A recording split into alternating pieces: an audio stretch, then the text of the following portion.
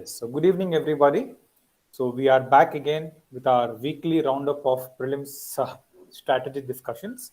This is the last uh, session that we will have of the four sessions that were initially planned. Over the last few weeks, we discussed many ideas. We looked at many previous questions. We took these previous questions as examples to understand or to validate or to examine the validity of the ideas that we were discussing. In this and in the last session, the third session that was last week, we also went through the most recent paper, that is 2019 paper, and we also touched some questions of 2020 paper. Today, we plan to, and last session, we also looked at the latest trends in economy, the latest trends in uh, history. Today, we will try to look at the more complex areas, areas like S&T, environment, agriculture, areas which, and maybe even polity. These are areas where we will try to examine what are the recent trends that we are seeing in the prelims examination. But before that, I also hope all of you are aware of the result that was announced yesterday. So yesterday, the Civil Service Examination 2020's result was announced, and one of my students, Sanjana, got a very good rank. She got a rank of 207, and she is expecting IPS. So Sanjana, I'm discussing her example because Sanjana came to me way back in 2018 when she had not cleared her prelims. So she was just she left her job and she began approaching prelims with the traditional mindset. She read all the books and she covered all the current affairs and she went to the examination. But despite putting in so much effort and doing so many practice tests, she failed to clear the prelims examination. When the cutoff was about 104 or so, she got something like 90. She missed by a good margin and she was lost. She couldn't understand what went wrong. So she came to me and we first began to work on her prelims. When we worked on our prelims, we first said, Sanjana, it is not important just to know all the knowledge. You must also learn to apply that knowledge. You must learn to apply that knowledge to the examination context. So it is not enough to just read. You must also see how that knowledge is being tested, how that knowledge is being applied in a real life examination context. And that's where I told her about the techniques, the strategies that we have been discussing over the last few years, last few sessions, I'm sorry. And so much so, she thoroughly did that strategy in her next attempt. And she spent a good amount of time. Maybe she gave something like 2.5 months for the prelims in that attempt. And she did all the previous year questions across all the subjects very thoroughly.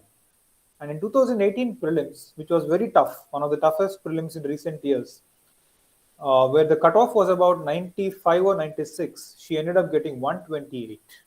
So from 90, she took a quantum jump to nearly 130. A 40 mark jump is not really easy. So she made that jump, and ever since, so in the first time, she had to put in 2.5 months to prepare for prelims, but in the subsequent attempts, when she went to the interviews, she barely gave 1 month for prelims because the first round of preparing gave her a sound foundation. She was using that foundation to quickly brush up prelims concepts in a matter of 30-40 days and appear and still clear prelims with very much of ease. In fact, in 19, she hardly prepared for prelims, something like 2 weeks, and she still cleared the pre. And 19 as well as 20, she went to the interviews. In 19, she missed the rank. In 20, she got to 207. So all this is to tell you that whatever we are discussing is not just something that is impractical. We are discussing this based on real life expert experience of many successful students. So those who are successful are not just working hard, they're not just reading by themselves, they're also developing a very good toolkit. They're using that toolkit effectively to make their journey in this long and arduous examination process very easy and simple. And that is what I'm trying to tell all of you. And I hope all of you also benefit from these discussions. And I hope in the future some of you will come out with flying colors just as Sanjana did in the just announced result. So when she was beginning, when she came to me, she was like where most of you were, a beginner who was lost in this ocean of civil service examination, a beginner who was lost. But then, as she realized that it was not just enough to work hard, it was also important to develop the right set of techniques, develop the right, identify the right approach, the right path. The path is equally important as the effort you put in. And all that work, all that guidance, all that mentorship eventually paid off, and she did really well in the just announced result. In fact, she's so resilient that despite getting a good rank, she's still appearing for the upcoming prelims on October 10th. She still wants to write again so that maybe she can get into the top 100 and maybe get the IAS if possible. So please look at these toppers. They are no different from most of you. It is just that they are learning the right lessons from their experiences. There, when they get certain experiences, they are willing to stop, reflect, and pick up the right lessons from their experiences so that the next time they work, the next time they are put in effort, these experiences, these lessons carry over and prevents them from repeating any mistakes or repeating the same mistakes. They may make new mistakes, but they are not going to repeat the earlier mistakes. And that is key for success in this examination. So on that note, let us come to our session for the day. So today I will largely discuss some of the important issues like what are the trends in SNT, environment, and some other small topics like agriculture, energy. Because students seem to have some kind of difficulty in handling, in some kind of aversion, if I might even call it that. They have some kind of aversion and difficulty towards topics like science and technology or topics like environment. So we will see how we can handle these subjects, and we will see how the questions that are being asked are not really falling from the sky. Questions are being asked from a quite a limited range, and if you can focus on that range, you will be in good state in the examination. So let us begin our session today first with the SNT section. I hope you can see the screen. Yes. So what is this SNT? SNT is a very important part of the whole paper. Every year you get somewhere between 15 to 20 questions from SNT. And many students have some kind of difficulty, some kind of aversion towards SNT because they think SNT is really open-ended. You have to read so many NCERT books from school level, and the questions that are being asked are again not based on static.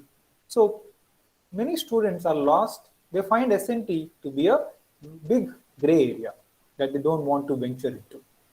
But is it really so? Are things really so? Not so. If you pay attention to the examination trends, you will realize that the UPSC prelims SNT has a certain pattern. What is the pattern?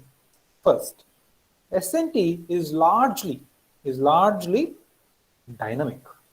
Very rarely do they ask static concepts like what is cell? How is plant cell different from animal cell? What are mitochondria? What is the animal kingdom?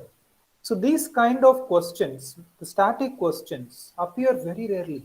If you look at the SNT questions, you will notice that most of them are dynamic. They're based not on concepts by itself, but they're based on applications of those concepts. Questions are being asked on latest technologies, latest developments, and latest applications. That's where you have to focus. And broadly, we can categorize the SNT topics into some broad areas. SNT is it can broadly be categorized into space. Next, you can also look at biotech. Space, biotech is another area. And in addition to space, biotech, some other topics can also be asked like nanotech, So space, biotech, nanotech, and the other important topic is IT.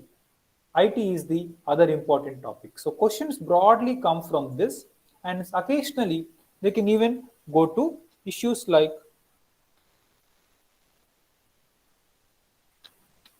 nuclear energy. They can even ask questions from nuclear energy. So these are the broad areas that they are covering. And even in these areas, questions mostly come from space, biotech, IT. These are the three important areas where we have to focus. And even here, of course, in addition to this, we will discuss in detail anyway. In addition to this, most of the questions that come from these areas are also from current affairs. Their latest technologies, latest developments, and they are based on some emerging technologies as well. So this is, if you have this perspective in mind, SNT becomes very simple. And within each of these subtopics like space, biotech, or IT, the kind of questions they are venturing into, the kind of questions they are picking is also, there's a pattern. They are focusing on certain areas and questions repeatedly come from those areas. Occasionally, there can be a question that is asked totally out of the blue. That's entirely possible given the open-ended nature of prelims. But putting those extreme questions aside, to a large extent, putting those extreme cases aside, what we see to a large extent is that questions are coming from a defined territory. Questions are coming from a defined territory, and they are repeatedly asking certain concepts more in time, more in number. Let us see how this works out in SNT. For instance, first let us look at space. In space, when you're studying space, it is not, space is of two types. Questions in space come from broadly two areas. Space questions come from two areas.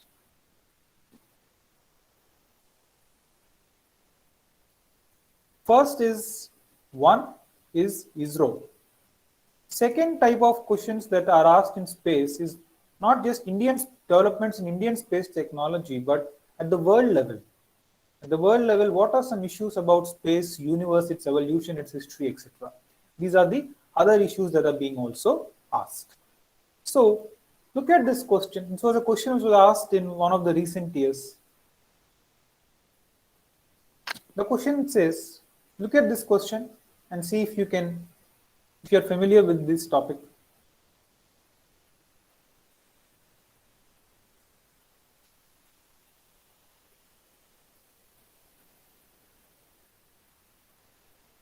The question is about a project called, yes, let's see, there's some,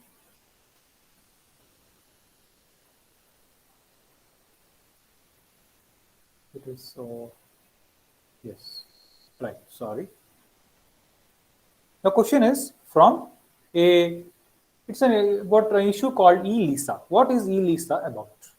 And in the option you have neutrinos, gravitational waves, missile defense systems, and solar flares. Basically, these are the four key terms in this whole issue. So now what must be the answer? For anybody who is familiar with reading space in certain amount of detail, you will realize that the answer is gravitational waves. ELISA is a project which is commissioned to detect and which is commissioned to study the issues of gravitational waves. And let's say you don't know this question, and from here you learned that this is about gravitational waves. How should you prepare now? You should now go back and read about the basics of gravitational waves, understand all the different dimensions to gravitational waves first. Second, there are some other options here that you may not know. For example, if you don't know what are these neutrinos, next your job is to prepare on neutrinos. You may not know what are solar flares, so you must prepare about solar flares. So each option that you do not know should be a source of new knowledge for the next year. That's how you use previous year questions to develop your bandwidth, develop your knowledge field, so that when you go to the exam next year, if they ask about neutrinos, if they ask about solar flares, you are now prepared. So what they have given in the options can give you indications of what areas they are trying to pick and test. So ELISA is about gravitational waves. Now look at this next question. Please look at this. Next question.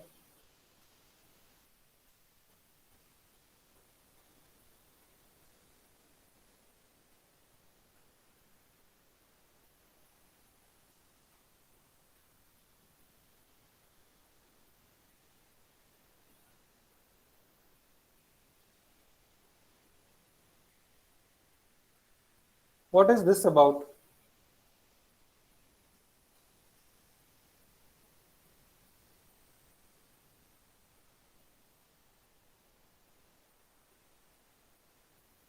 This is also the question that was asked in one of the last 2 years.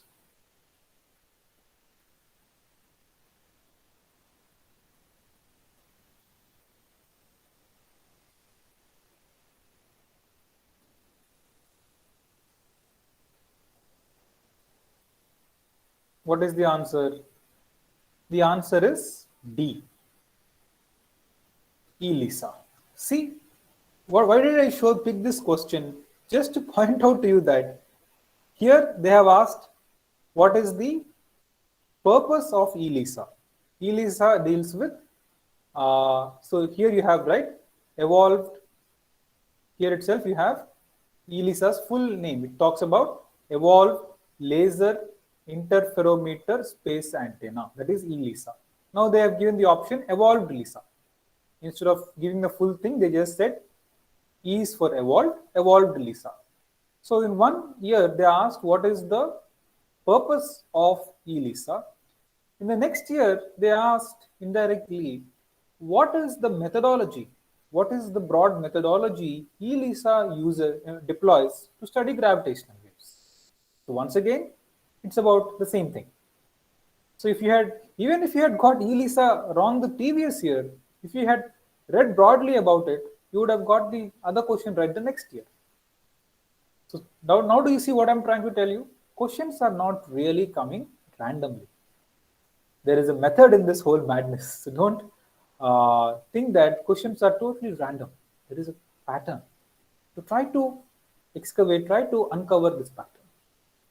Next, look at this next question again.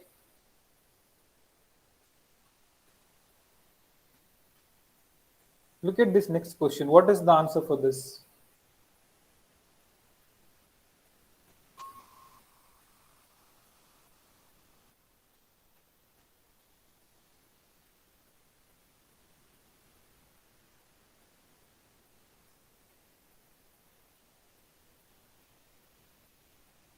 This is about some merger of giant black holes. And they're asking what is the significance of this observation. Are you familiar what is the significance of this observation? This observation, can you try? This observation is about gravitational waves. This was another year. So why am I trying to tell you these 3 questions? If you notice, all these 3 questions are based on one single topic, gravitational waves. So for the last 3 years, every year they have asked one question on gravitational waves, one way or the other. So even if you didn't get the answer right in the first year, if you had done your homework back for the next year, if you had done your homework right, you would have got things right. So where students err, where students who missed out 1 year continue to miss again the next year are those who are not paying attention to previous year questions, please. They're not willing to see the pattern in the question paper. They're just being lost. They're not charting out their course. They're just letting the wind carry them. That is not how you should prepare. If you let the wind carry you, you will be taken to remote directions. You will be lost. But instead, you must start your own course amidst this chaos of prelims. And how do you do that? By looking at previous papers and see what are the areas they're focusing. If you know those areas, well and good. If you don't know, work on them and be prepared for the next areas. So use these previous questions as a direction, as an indicator of what UPSC is trying to ask, what areas they are focusing on. So if you look at this, all 3 questions come from gravitational waves. Next, again, This is also a very similar issue. Look at this question. This question is about Albert Einstein's general theory of relativity. Albert Einstein's general theory of relativity.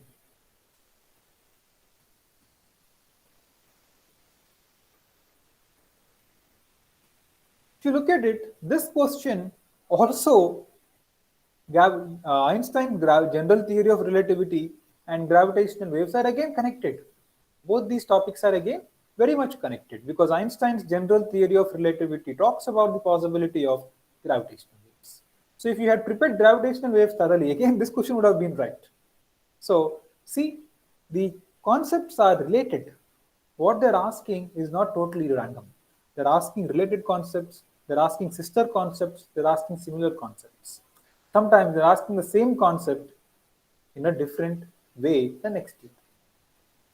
Once again, look at this question too. This is again application of Einstein's general theory of relativity. What do the terms event horizons? What do these terms like event horizons and terms like singularity, what do they refer to? What do terms like event horizon? What do terms like singularity and terms like string theory, what are these about? If you look at the options, what do you understand? These are about the observation and understanding of universe. So once again is connected to Einstein and his theory and related to the events like Big Bang. So all the 5 questions which we have discussed so far are related set of concepts. They are not totally unrelated and they are not falling from sky. The issue is with us. We are looking at each question in isolation. Instead, we have to see the questions as a part of a larger pattern. And we have to see how questions are being asked from certain amount of limited set of related concepts. And we have to learn to work on these concepts. Next, after space, we now move on to biology, biology related areas, biotech related areas. When you study biology, many students have, some of them love high school biology, so they're in love with this. Others who do not really like biology in school tend to develop some kind of, a certain kind of antipathy, a certain kind of negative opinion, negative feelings towards biology related topics, and they just don't study that. Please, it's very interesting. If you look at biology, we can broadly classify the questions that come from this segment into 4 subtopics or 4 sub areas. First is about biotechnology. The first set of questions come from biotechnology related topics. The first set of questions come from biotechnology like genetic engineering, DNA fingerprinting, gene editing, or gene sequencing. These are all issues which come from biotechnology. The second set of questions come from health topics, topics of health, trans fats, what is type 2, type 1 diabetes, different types of cancers. So these are broadly related to health and also they're related to certain kind of new types of drugs, emerging treatments, emerging diagnostic techniques. All of these are part of health. The third issue is about diseases. The questions come from certain diseases which are generally the focus here is on diseases in Indian context or diseases which are present in the current, which are in new news.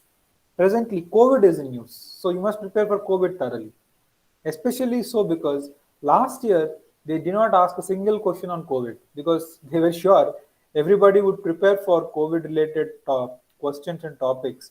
They made sure there was not even a single question on COVID last year in SNT section. But this year we can expect that there'll at least be some issues. So when you're preparing for COVID, please prepare COVID, all the dimensions to COVID. What is the virus, mRNA, RNA virus or DNA virus? How is virus different from other pathogens like bacteria and fungus? Next, what is the nature of the mode of transmission of this coronavirus? It uses this ACE2 receptors. Which part of the body do they infect? Next, what is their method of infection?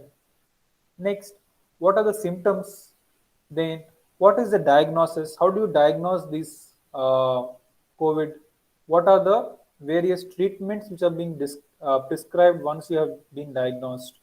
Third, you must also focus on, in addition to these two, you could also focus on what are the various vaccination technologies. What are the various types of vaccine technologies? We have DNA vaccines, we have RNA vaccines, we also have inactivated vaccines. So, what are the broad technologies which are being used in terms of this? In addition, you must also remember certain broad details like what is pandemic, what is epidemic, what is endemic. So these definitions. So try to prepare COVID from a multi-dimensional view and also prepare COVID from an epidemiological point of view. What do we mean by epidemiological point of view? By that we mean trying to understand certain population aspects to a disease, like what is herd immunity, what is R naught, what is infectivity rate. So try to remember certain epidemiological concepts as well. So diseases is one common theme that you see in SNT section of prelims. Next, they also ask some questions on technologies like vaccine technologies. So far, vaccine technology questions were asked during the polio times. But once again, vaccines are in news like never before. So you must prepare for different types of vaccines. Beyond just COVID, there are various vaccine technologies like uh, inactivated vaccine, viral vaccines or attenuated vaccines. You also have subunit vaccines. You also have DNA vaccines. There are edible vaccines. Then there are RNA vaccines. So you must, vaccines are also classified into traditional vaccines and modern vaccines. So you must prepare what are these traditional and what are these modern vaccines. So prepare vaccines thoroughly and be very clear on the technique, the mechanism, and the conceptual background behind each of the vaccine technologies. So please, you can look at biology related, you can break down biology questions into these broad four areas. And once you do this categorization, things become really simple. You now have to prepare the various, you now have to identify the trends in each of these areas and you have to prepare to keep in line with those trends. Let us now go forward and try to identify some such trends that we see across these four areas. First, we will focus on, let's say, biotech. What are they asking in biotech? In biotech, the focus primarily is on some technology. Biotechnology is a very broad term, is an umbrella term under which you have many sub-technologies. Some technologies are just emerging, some are in an advanced stage, some are outdated. So focus on the emerging and more technologies with greater application and use those technologies to understand these questions. And whenever you ask get a technology, how do you prepare any given technology? You can prepare any given technology in multiple ways. First, you have to prepare what is the principle that is being used in that technology. What is the principle behind that technology? Second, you have to prepare what is the applications of this technology. Third, you must prepare what are the broad, what is the basic history behind any given technology. So what is the principle behind a technology? What are its applications? And three, what is the history, brief history behind any given piece of technology. So these are the three ways to study any technology. The most questions from biotech come from emerging technologies, and these are very conceptual. If you're somebody who can understand concepts really well, then this section is for you. You must make the most out of sections like this. So I'll run you through some of the technologies which have been asked in the recent years, the last 2 to 3 years, and you will get a sense of what kind of technologies are being asked, and we will also focus and lay emphasis on what kind of technologies can be asked in this year. So look at this first question.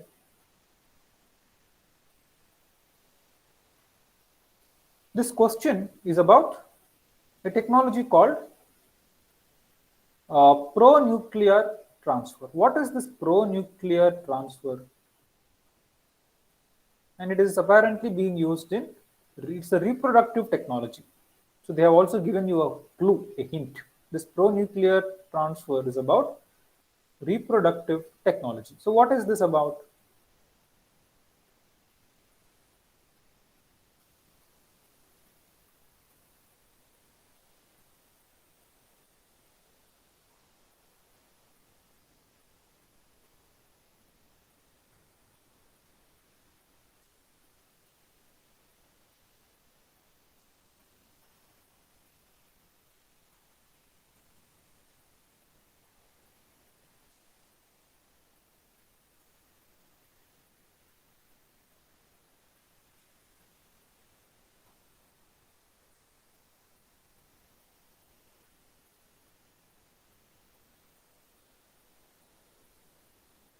Yes, any idea what is pro-nuclear transfer used for? It is used for prevention of mitochondrial diseases. There are a class of diseases called as mitochondrial diseases. So these are used to treat these kind of mitochondrial diseases. Diseases may be linked to mitochondrial DNA, and mitochondrial DNA has a unique property. They're only transferred from mother to child, but not from father to child. Only the mother's mitochondrial DNA tends to be inherited by the offspring and not the parent, not the fathers. So, in pro-nuclear transfer, they use the technology to handle a way of correcting the uh, the mitochondrial diseases that may be a outcome of mitochondrial DNA. So, our DNA is generally present in the nucleus. Outside nucleus, we also have some DNA in mitochondria. So this is a point that many students miss. DNA is generally present in the nucleus, but some DNA is also present in the mitochondria. And this technology is about correcting defects which may arise due to genetic faulty genes presence in the mitochondrial DNA. Next, this is a very simple question. What is this about? You must answer this one, if not the previous one.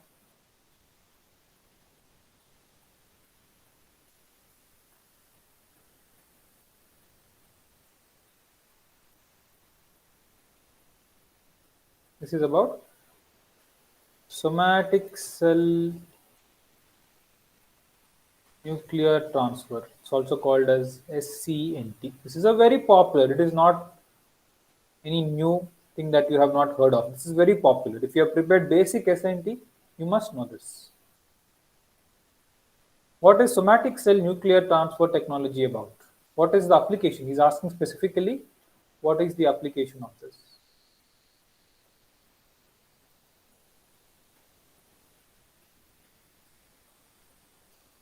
What is the answer for this one?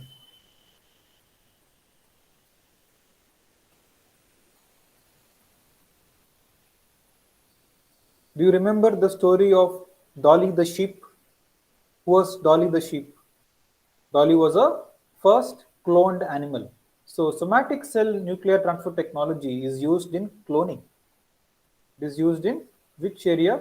It is used in cloning of animals. It is used in the process of cloning animals. So somatic cell nuclear transfer technology is basically used in reproductive cloning of animals, and was for the first time used in the case of Dolly the sheep.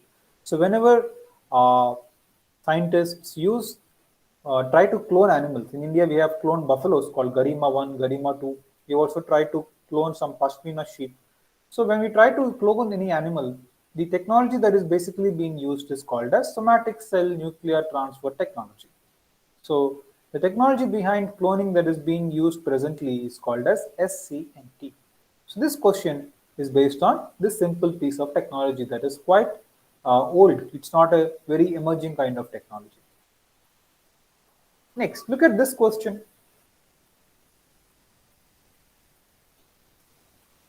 So if you look at all these questions, they're not tricky. They just have four options. There's no one, two, three, and then options of one and two, two and three, one, two, three. There's no such dilemma here. Very simple. Just that students have some kind of fear towards SNT, and the examiner is capitalizing on your fear. So if you can overcome your fear and look at these questions and just give it some common sense thinking, apply some common sense thinking and apply some concepts that you have learned, these questions are a piece of cake, isn't it? So this is just very simple. If you know the technology, the answer is right in front of you. And most of these are technologies which are in use, which any good current affair material will cover in adequate amount. So these are just very simple and straightforward questions. And this is also another, the third question is also very simple and straightforward. What is this about?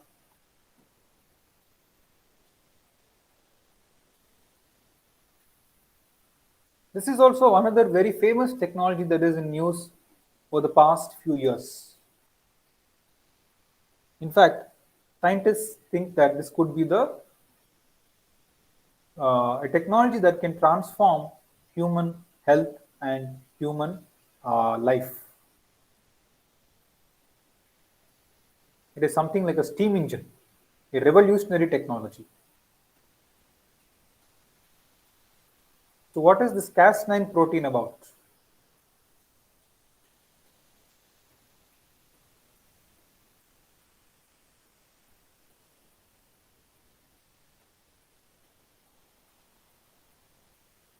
So are you aware of what is this Cas9 about? Cas9 is about a protein that is used in a technology called CRISPR-Cas9. CRISPR-Cas9, what is CRISPR-Cas9? You must have heard about CRISPR technology. CRISPR technology is a technology that is used in gene editing. It is being touted as a technology that can transform human health by curing the genetic diseases which were so far beyond repair. If you had a genetic disease, you were cursed for the rest of your life. No treatment, no medical intervention could cure you of it because the genes are defective. And CRISPR technologies are now being used to deal with these kind of so-called genetic diseases. CRISPR-Cas9 is a very important technology. In fact, the last year's Nobel in chemistry was given to two scientists who worked on making this technology possible. Jennifer Doudna and Emmanuel Charpentier. Both of them received the Nobel in 2020 for chemistry for developing this particular technology which uses RNA. So Cas9 protein is about CRISPR technology. Now look at this question as if to make things easier. This is another question which was asked in another subsequent year, where once again the question had CRISPR-Cas9. So earlier there was Cas9 protein. Now the question was based on three technologies: blockchain, CRISPR, and a Bell-2 experiment. And once again, they have taken CRISPR-Cas9. What do you know from this? From this, you know that CRISPR-Cas9 is about gene editing. So CRISPR-Cas9 is not about any particle physics. So option 3 is definitely wrong. Option 3 is definitely wrong. If option 3 is definitely wrong, you can eliminate that. You have your answer. 2 only, because 3 is present in all the other options. 3 is present here in A, C, and D. That makes B to be the only answer. So see, once again, they have repeated themselves. They've asked CRISPR-Cas9 in 1 year. Another year also they have asked it in a different way. That's it. This is what I meant when I said questions don't repeat themselves, but concepts repeat themselves in UPSC. Please note this point. They may not repeat the same question generally. We are not talking about exceptional situations. Generally, they don't repeat questions, but generally they repeat concepts. Your idea, your approach must be to use a question to get to a concept and master that concept. That's the method, that's the technique you must all learn. And if you can learn that, your journey through this examination will be relatively easy. Next, once again, they've asked another technology, and what is this technology about? This is another emerging technology called as RNA interference technology. This is about another emerging technology called as RNA interference technology. So, these RNA-based technologies are being asked in a more frequent way. I will not deal with this question. You can answer this very easily.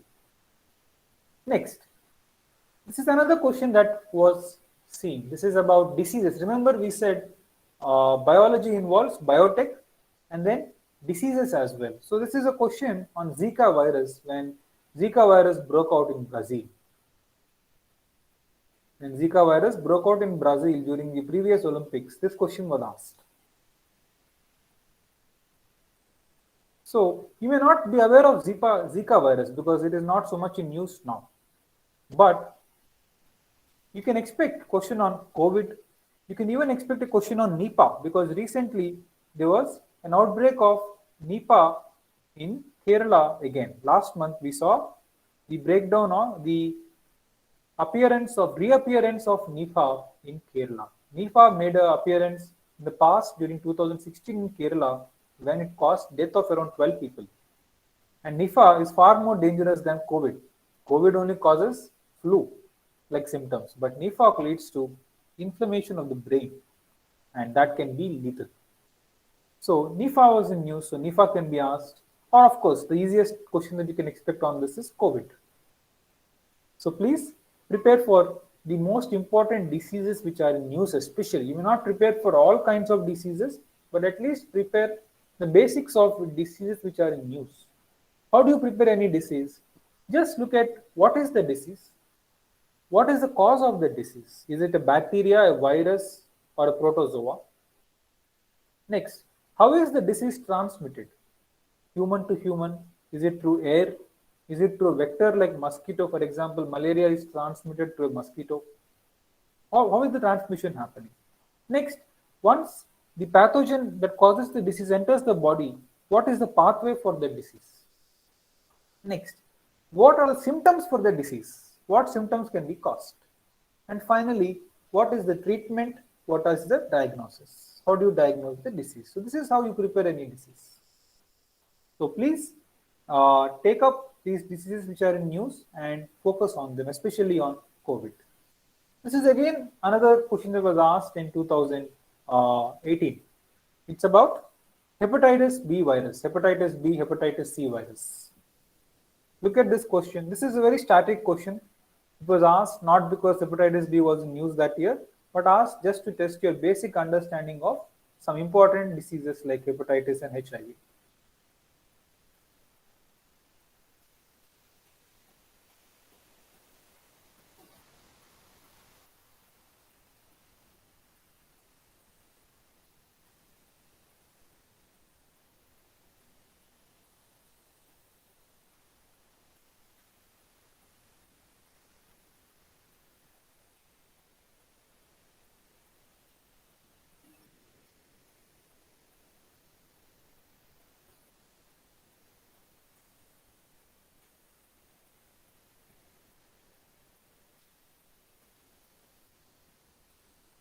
So what do you think about this question? The answer is simple. It is B. If you are an adult who follows regular immunization schedule in India, you must have been already vaccinated by hepatitis B vaccine. And it has 3 doses, 0, 1 month, and after 3 months. So you must have been, most of you should have got hepatitis B virus vaccine. And if you have not, please go and get one soon. So hepatitis B has a vaccine. And this option is saying, this question asks you to identify which of the following statements is not correct. And clearly B is not correct because B is saying hepatitis does not have a vaccine. It is definitely wrong. Hepatitis B is a recommended vaccine for all adults in India. So please get one if you have not done already. And please prepare hepatitis because last year the Nobel in medicine went to research on hepatitis C. Last year, the Nobel in medicine went to research on hepatitis B, hepatitis C. So hepatitis is in news. Hence, you may expect a question on hepatitis again this year. And just follow some basic principles to remember hepatitis. Hepatitis is of broadly 5 types: A, B, C, D, and E. There is vaccine for A and B, no vaccine for hepatitis C. And the vaccine of A and B can also be used for D and E. So that is the basic data or basic profile about hepatitis B. Next, so what are the other possible biotechnologies that can be asked? What are the other possible biotechnologies that you can expect, which have not been asked already? Prepare for CRISPR-Cas9 again. CRISPR-Cas9 is a very important technology for any year, so please prepare it just like you must prepare gravitational waves for space. In addition, you can also prepare this emerging technology called CAR T-cell therapy. It is a kind of immunotherapy, and this therapy, CAR T-cell therapy, is being developed as a possible cure against cancer. The only possible cure, because as of today, cancer doesn't have a cure. Then you also have therapies like Yescarta therapy, gene editing is nothing but CRISPR-Cas9, and also prepare important biotech issues like biopesticides and biofertilizers. What is this technology of biopesticides, biofertilizers, and why are these being promoted by the government as a part of its agenda to increase the acreage under organic farming? So please pay attention to these important technologies, which are possible, which are likely question areas in the upcoming prelims. Next, then we also look at agriculture. Recently, after SNT, the other section is environment. The other important section that we have to focus after SNT, the other important section we all have to focus is environment. We have to focus on environment. How do you study environment? Environment can be studied broadly in terms of again some sub-themes. Like first, environment, the first thing you must study in environment is climate change, a very hot topic, the various protocols, etc., and basics of climate change science, like what are greenhouse gases, what is the global warming potential of each of these greenhouse gases, etc. That is climate change. Next, the second topic you must prepare in environment is biodiversity. After climate change, you have to prepare biodiversity. And here you also have to prepare protocols like CBD and organizations like Worldwide Fund for Nature, WWF, etc. Climate change, biodiversity. Then you have to prepare for forests, basic issues of forests, various types of forests, and threats being faced by forests, etc. In biodiversity, you can also prepare the issues of conservation. How is wildlife being conserved in India? Next, after forests, we can also prepare the fourth dimension. This is pollution. Pollution is another important area in environment. What are the various types of pollution that we see in India? Sound, noise, air, water, etc. And along with pollution, you can also prepare another related topic, that is waste management. You can also prepare a related topic called as waste management along with pollution. So waste management is another topic that we can all prepare. So climate change, prepare environment in terms of climate change, biodiversity, forest issues, pollution, and waste management. These are the broad topics to prepare in environment. Along with this, and Shankar Environment Book is a very good book to prepare for this topic. Along with environment especially assumed importance in prelims after the prelims for Forest Service and Civil Service have been merged, which was done in 2013 onwards. So because of the merger of both these prelims, the importance of environment has increased, especially keeping Forest Service needs in mind.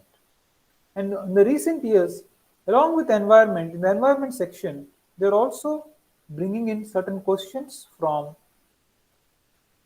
agriculture. So agri-related questions are also being asked in the examination. For many students, these questions, again, they are finding them difficult. So please prepare some basics of agriculture. They're not going into agriculture optional level, but just some basic things. Like look at these questions.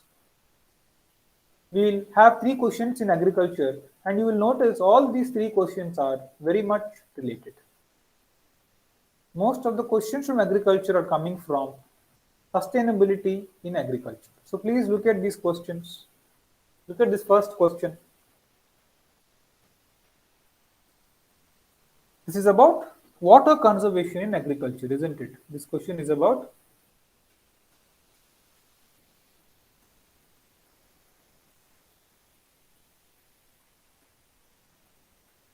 water conservation in agriculture? That is the demand of this question.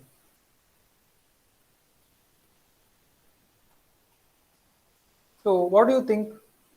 Which of these one, two, three statements make sense in the context of water conservation?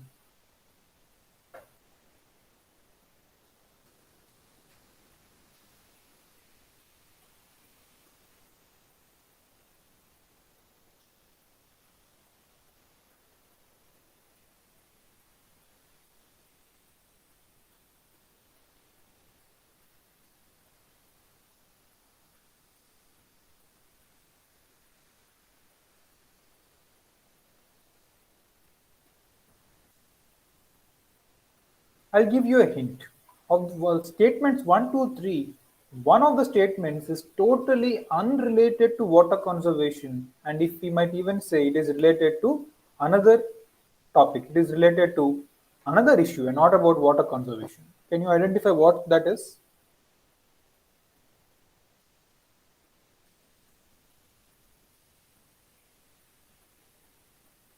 So if you look at these three options, option 2 doesn't make sense. Applying gypsum. What is applying gypsum about? Applying gypsum before irrigating the field. You apply gypsum not for water conservation, right? Gypsum is applied to reclaim a soil which is facing salinization or alkalization. So, gypsum is used in the context of soil salinization. It is not used for water conservation. So, clearly, 2 must be wrong. 2 is definitely wrong. And if you look at the other two options, reduced or zero tillage. Zero tillage definitely helps in water conservation. Allowing crop residue to remain in the field, that also makes sure water doesn't flow away as waste. So the answer is C, 1 and 3. 2 is definitely wrong. Clear? Next, now let us look at the other question. Please look at this question.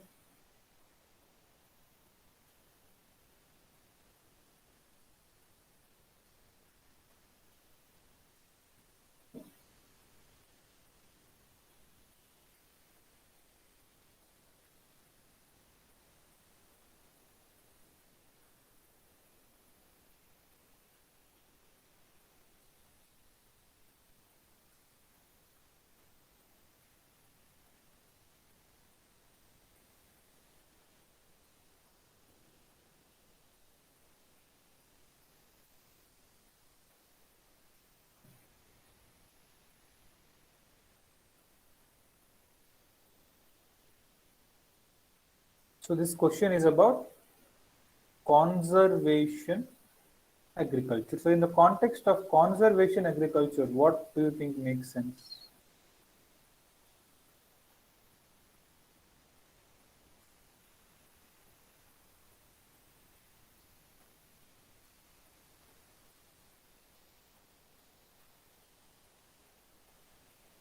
Which of the following fall under conservation agriculture? If you look at the options, some options are very straightforward, like adopting minimum tillage. Zero tillage is definitely a best practice, and in fact, zero tillage was also present in the previous question. So, zero tillage is a very good practice in the context of conservation agriculture. Likewise, you using crop residues to cover soil surface. This is also another very important issue in the context of conservation agriculture. Cultivation of plantation crops is definitely not an issue. Plantation crops, in fact, written is different from conservation. It's a highly intensive economic process. So, 3 must definitely not be there. And if you can rule out 3, there's only one option that is present, and that is 2, 4, 5. 2, 4, 5. Likewise, you can also rule out avoiding monoculture practices. In fact, 1 and 3 are related. Plantation is a type of monoculture crop. So monoculture crops are against the principle of conservation because monoculture reduces the soil microbiome diversity, soil microbial diversity. It's a dangerous issue. So 1 and 3 are related, and 1 and 3 both seem to be against the principles of conservation. And as if to make our life easier, They have again asked another question in the next year.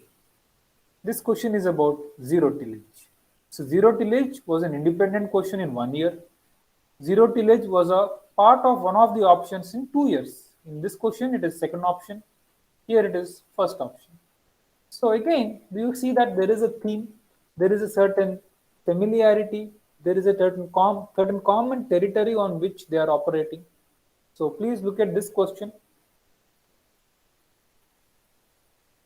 What is the or what are the advantages of zero tillage in the context of agriculture? In the context of agriculture, what are the benefits of zero tillage? That is the key demand of this question.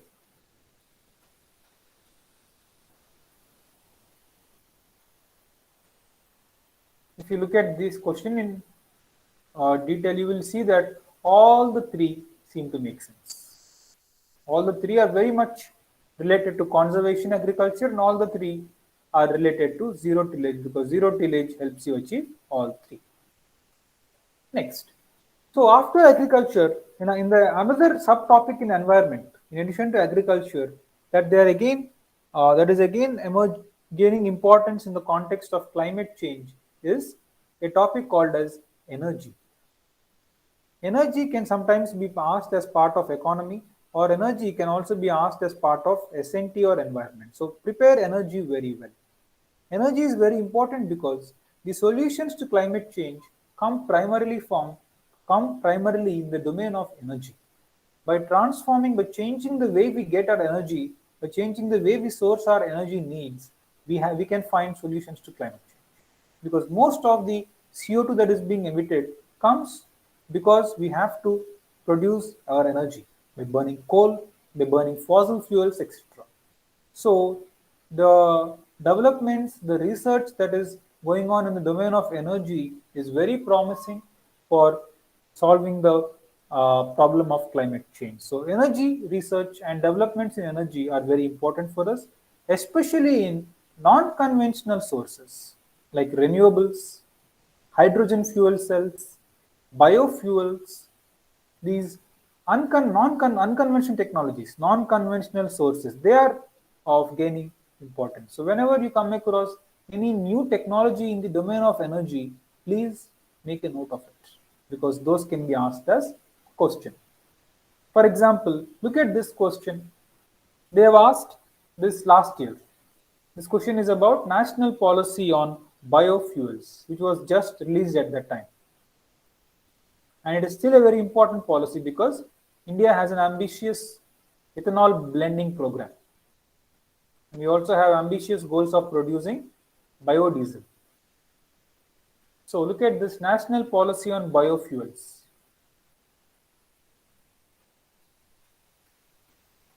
Let us say you don't know anything about national policy on biofuels, but using common sense, your common sense on biofuels, can you answer this question?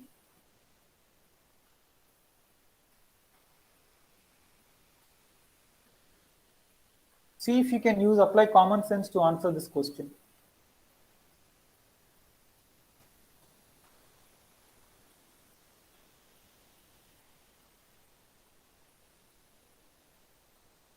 Yes, what is the common sense? Biofuels, they have to be produced from crops. At the same time, if you use lands to grow crops for fuel purposes, isn't it going to threaten your food supply? So biofuels have to be produced without threatening food security. That is, without threatening the land available for growing food, because human population is increasing.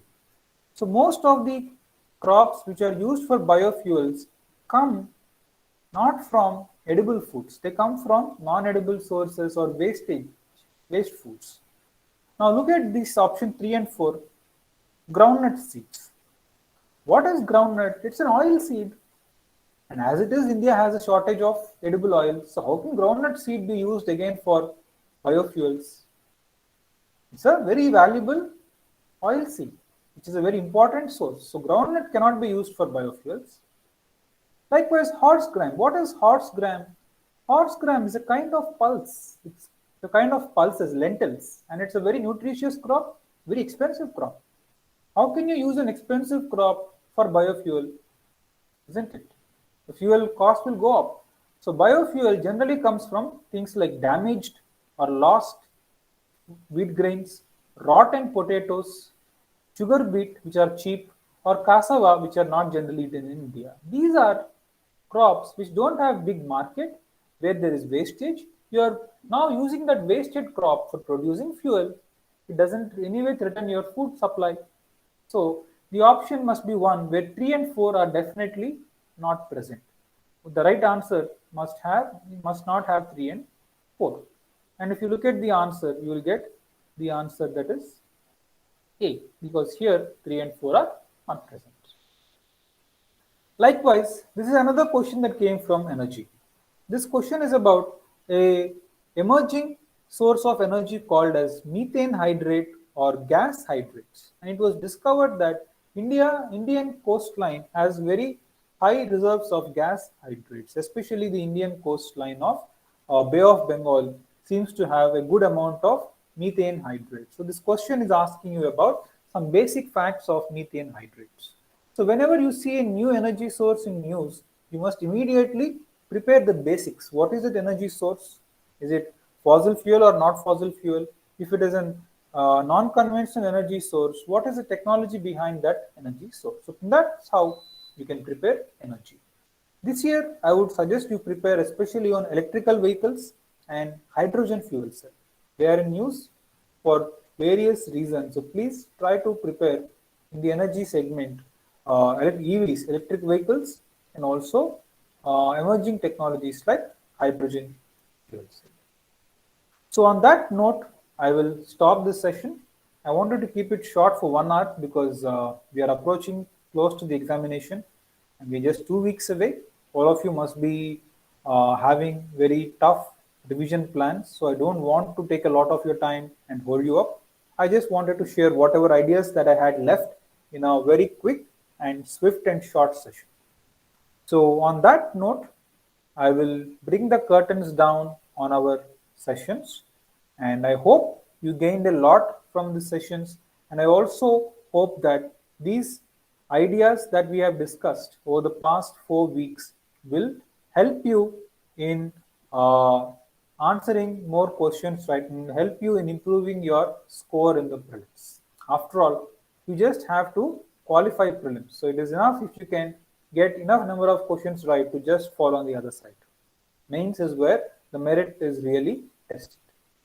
So I wish you all very good luck, and please use these ideas effectively and practice questions just like we have practiced over the past 4 sessions, and you will do very well in the examination. I hope to hear from you, and I also hope to hear about how you have used these ideas and how you have put these ideas to effective use in the examination context.